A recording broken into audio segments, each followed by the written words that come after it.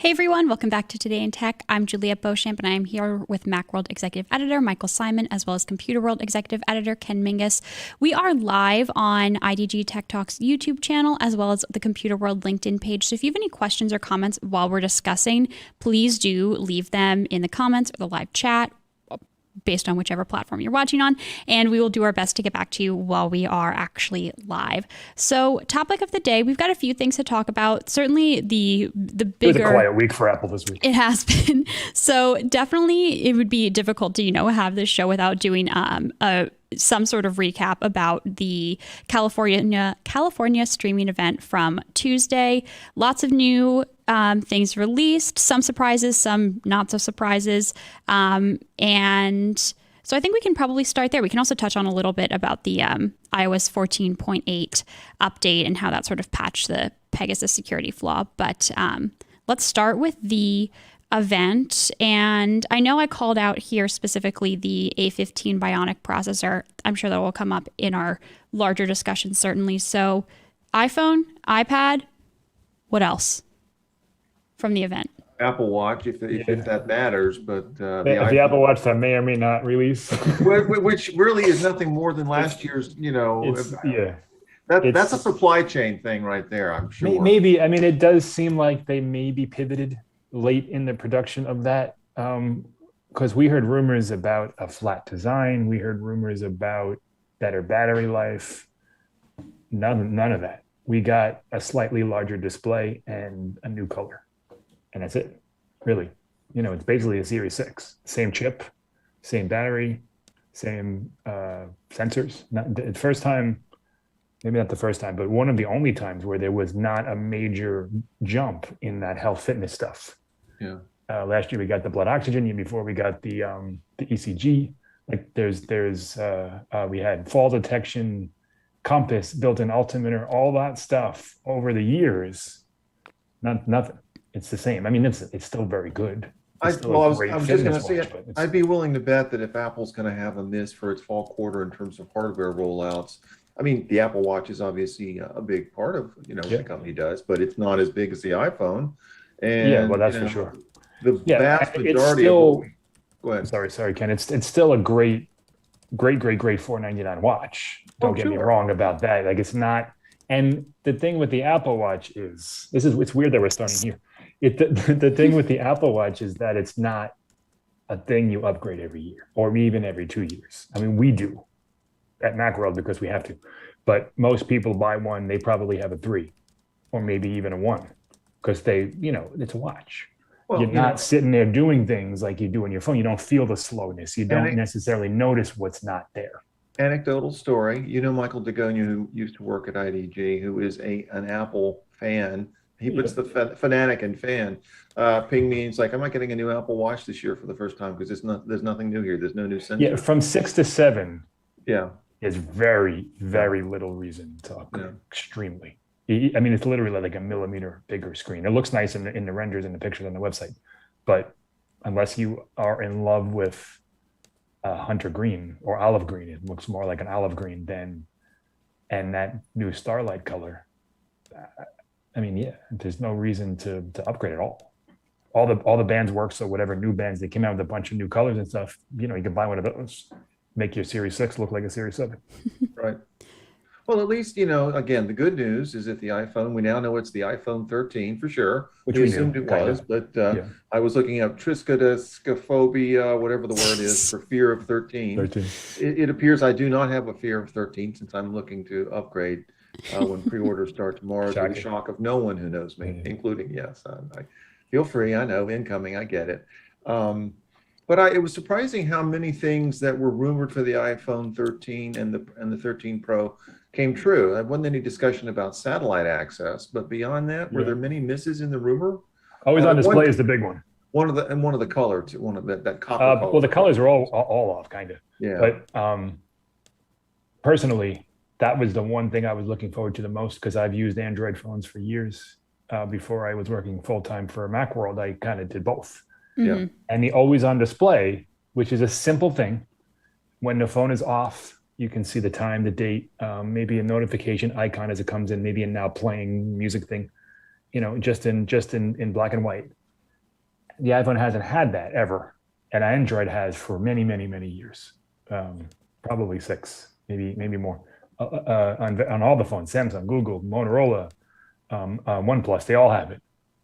And the iPhone doesn't, and there were persistent rumors that it was going to get that. And now that it has OLED, it seemed as though this was the year to do it. After the 12 didn't have it, it seemed as though the 13 was kind of a S-type upgrade. And that would be a nice little feather in its cap. Well, especially with a bigger battery, because the new phone has a larger battery. We had heard about that too, and there is better battery life. And, you know, listen, most people don't follow tech the way we do. Right. So an always on display on the iPhone would be like, oh, that's cool. Let me go buy a new one and try that out. Yeah. But no, they didn't. It didn't get it, and now it's shocking.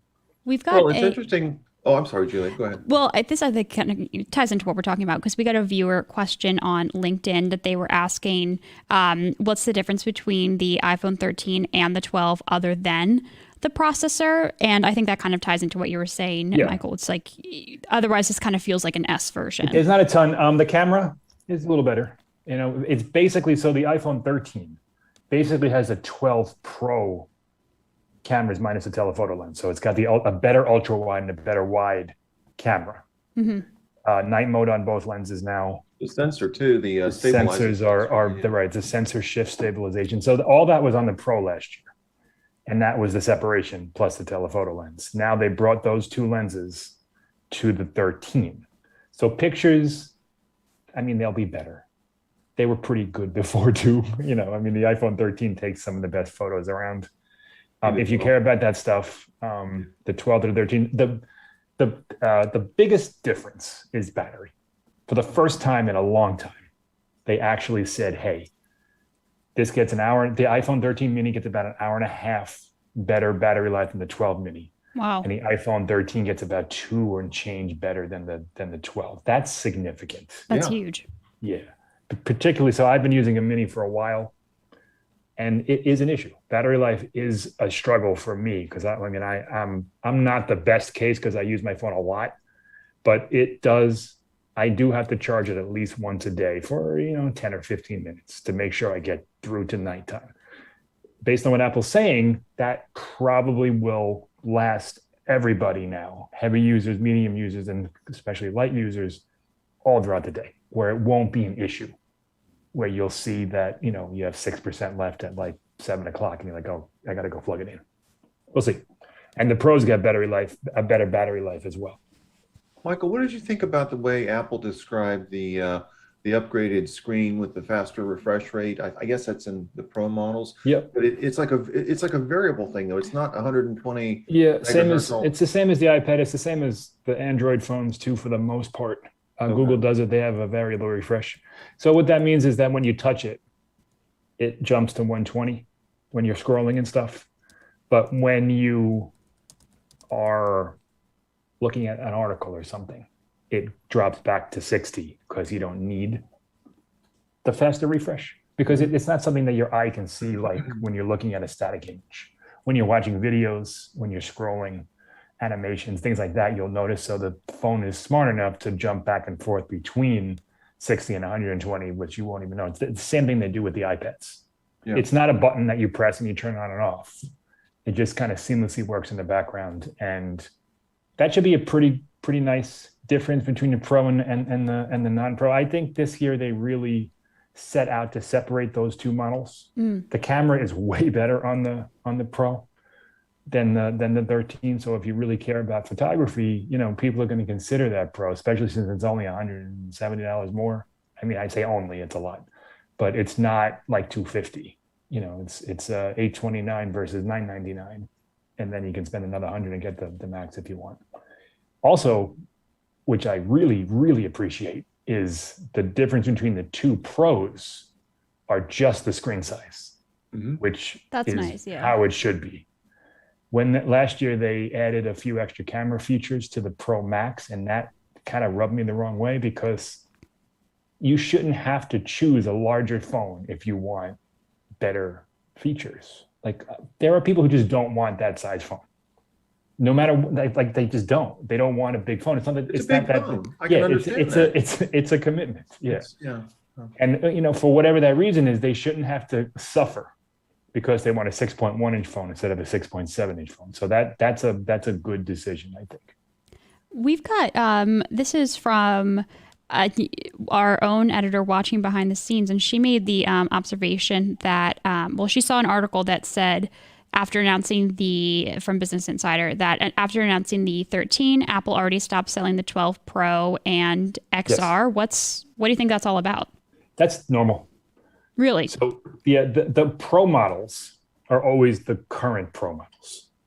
They offer other ones. So because here's why.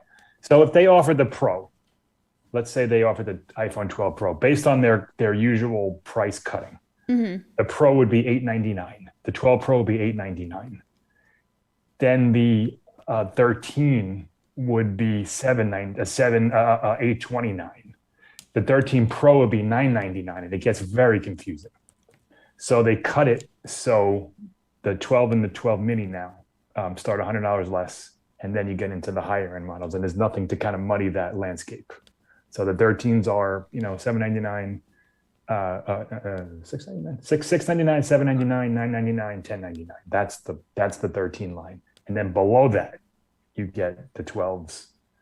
The 11 is now the XR, which they always do that too. They don't keep models around for 3 years. They keep them around for 2 years. So the iPhone 11 is where the XR was last year. And then the iPhone SE is at the bottom at $399. Gotcha. The pricing is pretty good. Honestly, if you're not a heavy iPhone photographer, if you don't necessarily need the latest and the greatest processor, the iPhone 12 is a great. It's a very good phone. Great phone really at a great price now, and that $100 less really makes it attractive. I think they're going to sell a ton more of those this year than they would have with the 11 last year. Well, people who were waiting to jump on the 5G bandwagon, that too, it has 5G. Thing last year, it's got 5G, and that's the sort of thing that it pushes the price point down. So it starts at $699 on carrier, $729 without, and that's a great price for a really good phone. The A14 and the A15, based on what Apple is saying, they're the same speeds. Yeah. They didn't break out any speed comparisons between those two chips, so we're assuming there isn't a major speed bump, and that could be because of all this chip manufacturing issues that we heard of. We don't know, but it seems as though the A15 is more about graphics than speed, and that's not something that on a small phone, unless you're really pushing graphics intensive games and things like that, at which point you're going to have the Pro anyway. that 12 is a real attractive one, especially when carrier deals start kicking in. Did you see, one of the things I noticed this year, and this is the sort of thing that I think both, individual users and even small business and some companies might take into account, the carrier deals. There are some amazing trade-in deals. Or is that? Yes, it seemed like that got a lot of publicity this year, and it seemed like the deals were sweeter than they usually are. Am I misreading that? A little bit. I mean, you have to trade in a fairly recent model. There's all sorts of caveats. I mean, it's spread out over 32 months, and there are credits, and you got to pay this up front, and that, there's a lot. There always is. Yeah. Apple started pushing that stuff last year. Yeah. With the 12 and Verizon and 5G, they were actually in the video.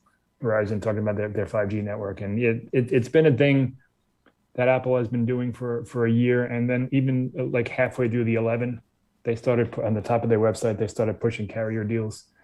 Yeah, if you have like a 12 and you want to trade it in, you'll get $700, and then they have deals on top of that. But you're locked in. Yeah. Their bill credits. So you're like you don't get $700. You get like $30 for 20 months. Right. That's right. Yeah. So I'm not saying it's not a good deal, but you just got to know what you're getting. Like you have to commit to a certain amount of time, keeping the phone for a certain amount of time. But sure, they're definitely there. I wonder how long. Like, so when the iPhone came out, they were $200. Remember? Well, it's $600, and then the 3GS was $200 subsidized. Yeah. We kept that for a while, and then that went with the 6S. I believe that completely went away, and then we started paying the full price of the phone again. And now people are paying the full price, but they have all these deals. So I wonder what the next phase of this whole carrier stuff is. Like they kind of work in unison, but they're competitors. Yeah. Like the whole industry shifts together. So I wonder what the next phase of these, because we don't really have 2-year phone contracts anymore. We have 2-year device contracts now. Like right. They used to be you were locked into a phone service. Now they don't. It's month-to-month phone service, but if you leave, you got to pay for the phone. Sure. So they're like, oh, you owe us, $830 for the price of your iPhone 12 Pro. Right. Pro. So it's shifted in that regard. But as 5G comes out now, and then plans start getting a little more expensive, which they most likely will, as everything shifts to unlimited, we'll see what the next phase of all this stuff is. Sure. I want to talk a little bit about the, I guess, semi-surprise announcement about the iPads plural. I want to talk a little bit about the A15 processor in the Mini, right? And then also moving on probably to you, Ken, kind of what these announcements mean for the enterprise. I know Johnny had a good article up on Computer World about that, but let's start with iPad, and I'll also refer everyone watching to the Macworld video that sort of summarizes the announcement. So iPad Mini, A15. What was the surprise part of the iPad announcement, I guess? Well, I mean, for one, we weren't expecting them at this event. The announcement itself was and it was like right off the bat. Like we were literally like, if you would have been following our Slack, like Tim Cook said, and now let's talk about iPad, and we're like, oh no, like we didn't assign it to anyone. We weren't expecting it. We had just heard a rumor like 3 days prior from Mark Gurman, who's usually pretty locked in and solid on that stuff, that this event was iPhone and Apple Watch, and the next event was iPad and Mac. And for whatever reason, they didn't do that. The iPad Mini is probably the star of the show, I think. It's nothing new per se, in the sense that we got the iPad Air last year, and it's basically that, but smaller. Same display, same USB-C port, Apple Pencil 2, Touch ID in the home button. Touch ID in the power button. No more home button. New Liquid Retina design. All that stuff. But the size is almost perfect. So it takes the iPad Mini form factor and basically pushes the screen out to the edges. You got the Liquid Retina, which is Apple's fancy way of saying the edges are curved, the corners are curved. And it's, it fits in your hand. It fits in like a bigger pocket, a jacket pocket, a small bag. It's the size is great.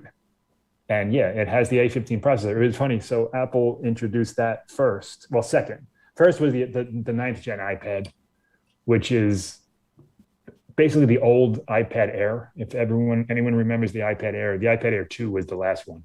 Yeah. And then it became the iPad Pro. But that design, slimmer bezels all around. They're still pretty chunky because you have the home button. But it's thinner than it was last year. And they upgraded the processor from an A12 to an A13, and they added True Tone to the display, which is also nice. Same price, which is great, $329. In fact, Walmart has a deal for $299 already for an iPad Mini. Crazy. Yeah, no, not the Mini. The ninth gen. Right, yeah, okay. That's not a sponsored ad. I just happened to write it like an hour ago.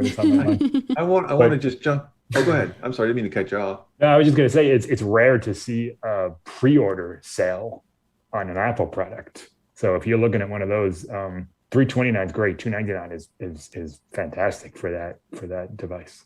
Yeah, I was Juliet, to your earlier point about things that might be of interest to the enterprise.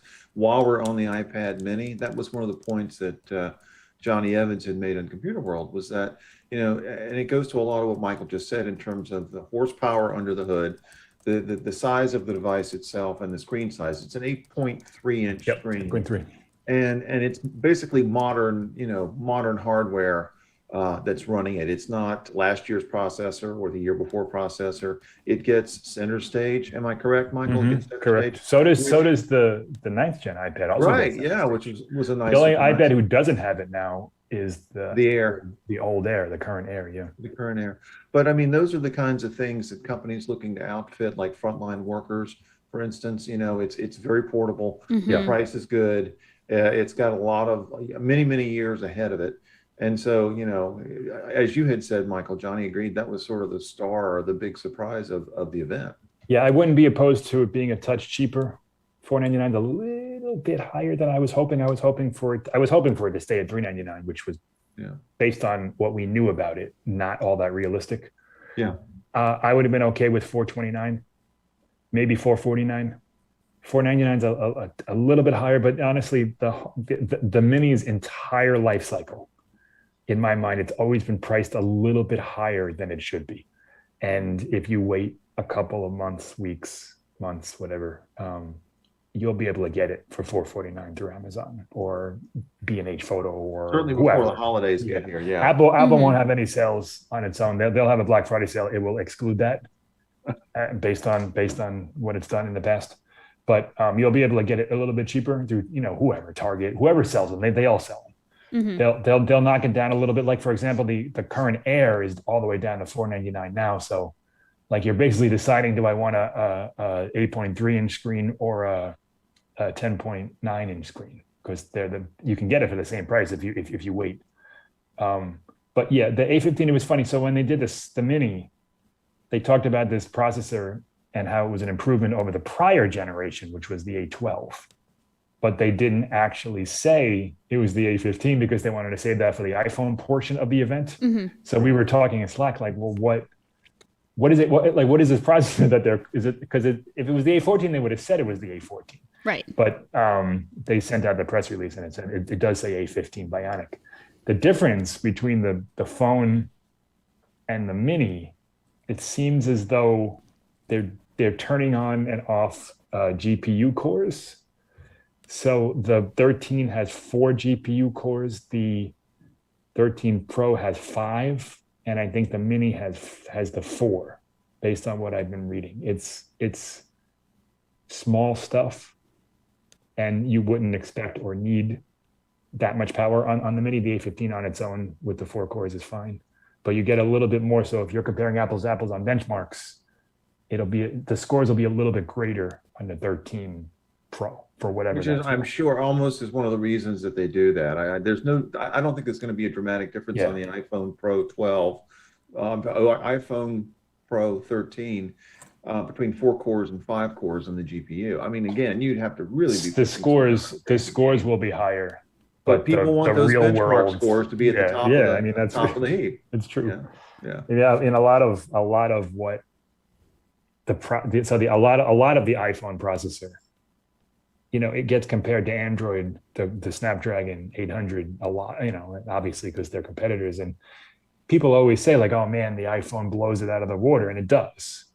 However, the iPhone is so fast, the processor is so powerful that you're not even using 50% of what it's capable of doing. So you have all that speed, but it's a phone. So what are you really doing with it? Bragging about it. Yeah, basically. Hey, one of the things I wanted to ask about, and this is something I think we're going to be finding out in a week or so, people who are ordering the new phone, it comes with dual eSIM support. You're not, if you're tied to a carrier or whatever, you're not getting an actual SIM card in the phone this time around. I mean, I guess you can do either. Well, you can get one. Apparently, you can get one from the Yeah. carrier. You'd have to go, to the Yeah, store. most people would prefer the eSIM Why is that? because it's one less moving part to get damaged. Okay. If there's a problem with it, they can just kind of flash it, and tweak it, whatever it is, however they do it. Okay. I personally want the SIM card because I need to swap it out of different phones. Mhm. Yeah. But most people, the SIM is in, and that's it. They don't deal with it. They don't bother with it. Okay. Sure. I know that was talked about as something, again, to your earlier point, Julian. It has had eSIM support for a while, so has the iPad. The difference now is dual. Right. which is- You had a regular SIM and an eSIM, Right. and as I recall, I think that was something that was seen as somewhat attractive to business travelers back when people traveled. Now that Yeah. travel is Right. dead, I'm not so sure that matters as much. Yeah, But it's for a- companies, for people who have to switch between networks and who actually do still travel, Yeah. that's probably an advantage. Yeah, and who have work numbers and personal numbers, and it's a very relatively small segment of the iPhone buying public. But yeah, it's cool that it's there. Sure. One quick thing about the A15. Mhm. So when Apple did its presentation on it, usually it does charts and things, and it talks about, well, it has a chart with no X or Y axis, and it'll say like, this is how much faster it is than the A14 and the A13. They didn't do that. The only thing they talked about was the neural stuff, the battery efficiency, and comparing it to its competitors, which I'm assuming is the Snapdragon and the ilk. So the understanding is that it's really not all that much faster, if at all, than the A14.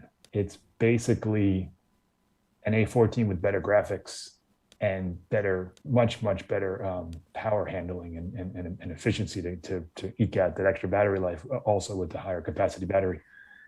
I don't really think it matters personally. I mean, like you say, the benchmarks are mainly for bragging rights. Geeks. But I think when we test them, when we test the A14 versus the A15, the CPU scores are going to be very similar. And in some cases, the A14 might actually win out. Gotcha. So as we're sort of just wrapping up here with the event stuff, I do want to talk super briefly at the tail end about iOS 14.8, but we do have a lot of viewer questions on LinkedIn asking specifically about the iPhone launch in India. I don't know, Mike, if you would have any insight to that. I think maybe a few weeks ago, someone asked something similar, and it seems like 2 weeks after the US launch is typical. Yeah, but that's what it's traditionally been. Okay. I don't know. I'm gonna see. I'm looking it up real quick to see if prices start at 69,900. What is Ken, you must know what the monetary the monetary unit in India is. I do not. Oh, come on. Is it rupee? Yeah, it's rupees. Yep. Yeah. Okay. So I guess I do. iPhone 13 mini is 69,900 rupees. The 13 is 79,900, and the pros are the 13 Pro is 1.199 million. I don't know what, I'm assuming that translates to about $1,000. And the Sure. Pro Max is 1.2999. So the scale between them is the same. I don't know what the rate is. Sure. The availability, it's saying September 17th in this article that I'm reading from the Indian Express, which would be, I mean, tomorrow. That's tomorrow. Yeah. That's certainly where it is in the US and the usual nations. Yes. Yeah. It would be that would be a first if it's available in India tomorrow. I'm not 100% sure if that's Right. a first. Yeah. I don't really know. Okay. But that could be wrong. Let me see if I can hold on. Let me look for the countries that the iPhone 13 is launching. Sure. Are there any other questions I can answer in the meantime, Julia?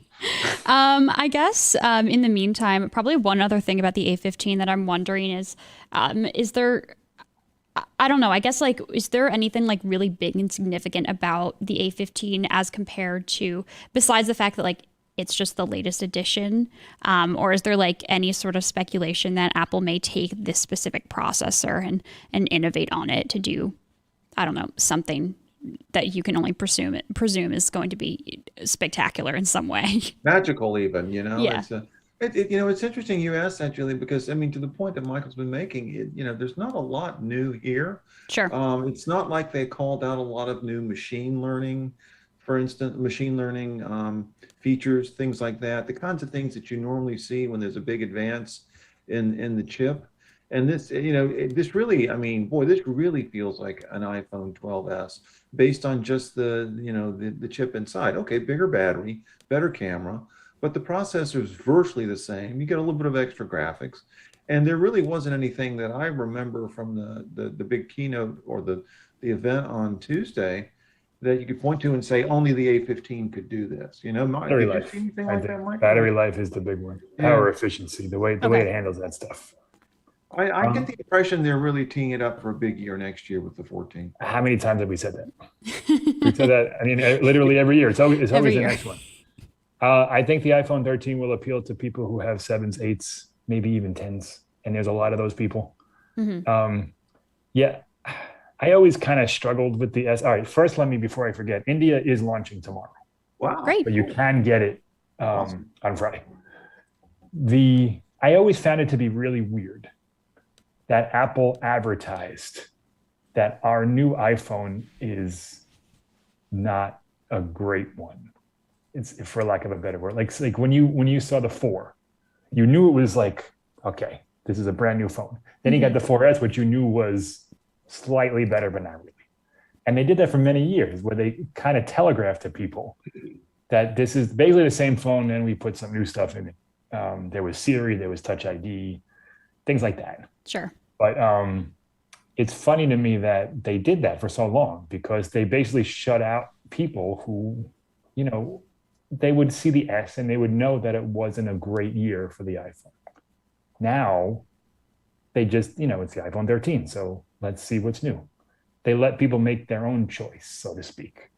So, and we even had the 10S. So like the S has been around for some time. It's interesting to me that they did that for so long. It's also interesting to me that they stopped doing it.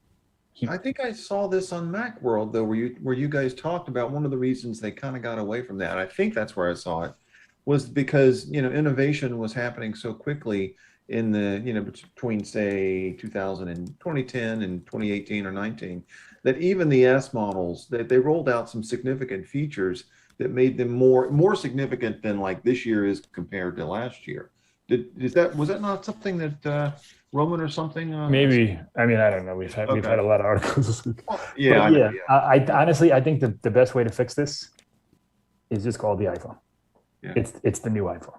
The iPad doesn't have a number. The iPad Pro doesn't have. The MacBook. Imagine it was like the MacBook, I don't know, 38. I mean, it's absurd. Sure. Like, just call it the iPhone. Eventually, we're going to don't have to worry about S's mass and numbers. Yeah, I mean, so when do we stop? At iPhone 27, 26, 18, 16? What's the limit here that our brains can comprehend? Will we get to 100 and have to go to 3 gigs? We'll all be long gone by then. I mean, it seems as though we don't. The Apple Watch, I understand, because the Series 7 is kind of like it's like a call to like that, like luxury brands and stuff, and it's not really part of the name, and I get that. I'm okay with that. The iPhone, I just think just get rid of it. It's the new iPhone. Sure. We can, we writers can figure out a way to distinguish between the new one and the old one. We don't need to worry about that. But Apple painted itself into this corner many, many, many years ago, and I don't think it really knows how to. Because all right, let's say it stops, then you have the 13, and then the iPhone, and then the 12, and then when those are gone, you have the iPhone here, and then this older iPhone, and then this older iPhone. It's tricky.